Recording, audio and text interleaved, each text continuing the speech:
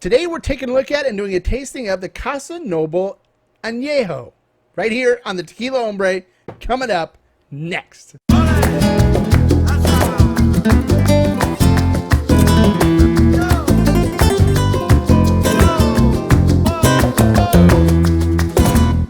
Hello and welcome to this episode of the Tequila Hombre. Today it's Casa Noble's Anejo that we're taking a look at. You've probably seen that bottle on the shelf in stores near you and maybe wondering whether it's something you should buy. Well, today we're going to take a look at it. We'll do a review and a tasting, and I'll go over the flavor profile. But if it seems like something you'd like, then maybe it should be something you should pick up. All right, so let's get into how this tequila is made. All right, so Casa Noble is made at La Cofradia. La Cofradia is NOM number is 1137. They are a contract distiller that makes a bunch of different tequila brands for a bunch of different companies. So it's not exclusive to Casa Noble by any means. But the way they make this tequila, they do it right. They don't use diffusers. Instead, they use hornos to cook their estate-grown agave. And then they use a screw mill to extract the sugars. Deep well water is used in the dilution and in the production of this tequila. It is then fermented in stainless steel vats. They use stainless steel stills as well with copper coils, but they triple distill this tequila. Now, a lot of people believe when they triple distill something, they leave a lot of the nice agave flavor behind. When we do the tasting, we'll take a look and we'll see if there's a lot of agave flavor in this tequila or not. Now, one of the things that really makes Casa Noble special is the fact that they use new French oak barrels when they age their tequila. So you get a lot stronger, more intense flavor from the barrels than if you were to use something that was previously used in, say, cognac or a wine production, which is what typically French oak barrels are used for.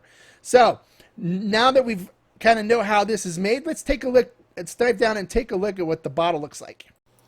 All right, diving down, taking a look at the bottle. The top has got kind of a metallic pina on it. And on the top of it, it has a CN for Casa Noble with their crest design on it. And then a little ribbon that goes around the neck. It has the awards that they've won, as well as estate grown, triple distilled, and then Hecho in Mexico, single barrel, private reserve. And then going down and looking at the front label, it says Casa Noble Tequila Anejo, has the size of the bottle, and then what the percent alcohol is, 40%, and then it's 100% de agave azul, which means it's 100% blue agave. There's a hang tag that says CN Casa Noble on it, and then it talks about who certifies it organic, because it is organic. And then on the back label, it says Casa Noble on it. Has a government warning, who makes it, La Cofradia, and their address and where they're located, and that is pretty much it. And there's a little elevated Casa Noble in the glass on the back there. So it's a nice bottle, pretty straightforward and simple. You can see this bottle on a lot of shelves at grocery stores and other liquor stores throughout the area. And that is it. So let's go up and do the tasting and see what the inside the bottle is all about. All right, welcome back, and now let's get into the tasting. So let's pop this thing open. Nice tight seal on it. It does use a natural cork. So with these, you want to make sure if you keep it on your shelf, tip it a little bit, get that cork wet. Otherwise, it could end up getting stuck in the neck of the bottle when you open it. So let's pour a little bit into the glass and take a look at it. All right. So it does have a nice amber color to it. Let's swirl it around a little bit, let it open up, but also see how it coats the glass. Nice amber color to it. Kind of a darker amber. And you can see the tequila is just making its way down so it coats the glass very nicely. It has very nice viscosity to it. You can tell it's going to be a creamy, oily mouthfeel to it, which is what I like in an añejo. All right, so let's check out the nose. On the nose, I get very strong vanilla.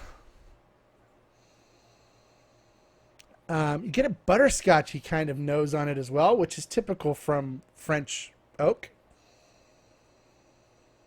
And hints of chocolate. Definitely chocolate on the nose as well.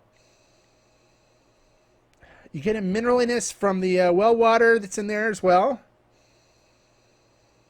I don't get much cooked agave from it,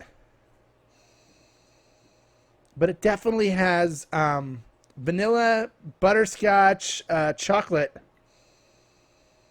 a caramel in the nose. Definitely pick up a lot of that, which you'd expect a little more of it from a new French oak aged tequila. All right, so let's check out the flavor on it.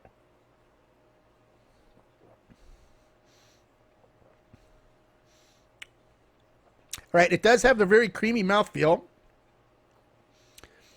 The heat on it's pretty intense. And it's on the flavor profile, I'm getting vanilla up front, a little butterscotch mixed in the beginning, as well as some caramel and chocolate.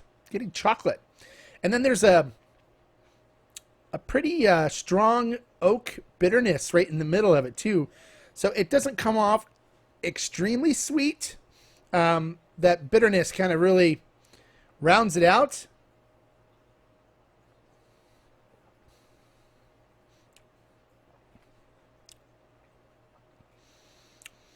There's a lot of oak bitterness in there in the middle of it, but it's definitely vanilla on the front. It fades to like a butterscotch, then chocolate in the middle.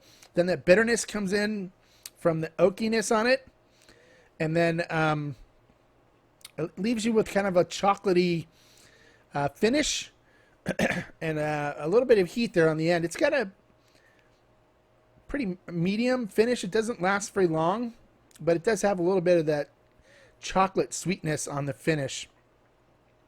Overall, it's not a bad añejo. I like them to have a little more agave forwardness to it, a little lower on the heat, personally. But if you're a bourbon drinker that is getting into tequila and you enjoy bourbon, this would be a good choice for you. It's very bourbony as far as how the flavor profile works on it. I came from bourbon. I like añejo tequilas. I like aged tequilas. But I like the añejos with a little more agave forwardness to them, a little less of the bitterness and a little less intense on the barrel influence. This is pretty intense as far as the barrel influence goes, but it's an enjoyable tequila. I mean, it's something I could drink, but it doesn't make the top 10 list for me. So if you've been thinking about it and you're an ex-bourbon drinker and you like something that has a lot of barrel influence, this would be a good tequila for you to buy. Typically, you can find this on the shelves around here for somewhere between $45 to $50 for the añejo.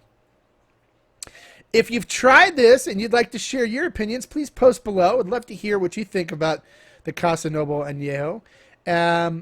If you have questions about Casa Noble, also please post them below. Don't forget to give us a like, and don't forget to subscribe, because we've got some other great video reviews and as well as informative videos coming up for you here on the Tequila Hombre, and we'd like you to subscribe and click that notification button so you know when we post them. As I finish all of my videos, I like to say life is too short to drink bad tequila. Salud.